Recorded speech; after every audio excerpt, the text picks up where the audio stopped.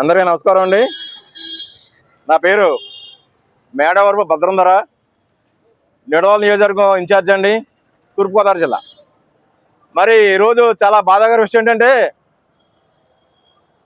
మన మీడియా మిత్రులు గత 3 రోజులుగా నిరాహార దీక్ష చేస్తుంటే కనీసం ఏ అధికారిని రాకపోవడం చాలా బాధాకరం అండి. అసలు యంత్రాంగం ఉందా లేదా, దీని మీద మేము చాలా తీవ్రంగా ఖండిస్తున్నామండి. 3 రోజులకు కూడా మీకు నిద్రమత్తు వదలపోతే ఎట్లాగండి? మీరు పనిచేసే ప్రజల కోసమే కదా, ఆ ప్రజల కోసం పనిచేసేది మీడియా. ఆ మీడియాని కూడా మీరు సపోర్ట్ అయిపోతే ఎట్లాగా? గత 7 సంవత్సరాల నుంచి ఎలక్షన్ లేదంటండి.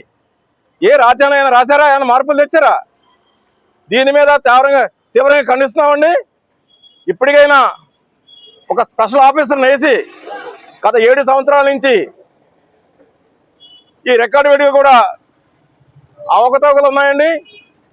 దీని మీద తక్షణం స్పందించి మీరు కనుక యాక్షన్ తీసుకోకపోతే, ఎందుకంటే ప్రజలను పాలించేది గవర్నమెంట్, ఆ గవర్నమెంట్ అధికారులు ఇమ్మీడియట్లీగా 24 అవర్స్లో మీరు సెటిల్ చేయకపోతే మా కాంగ్రెస్ పార్టీ తరఫున ఉధృతం చేస్తామని చెప్పి ఇంకొకసారి చెప్తున్నామండి.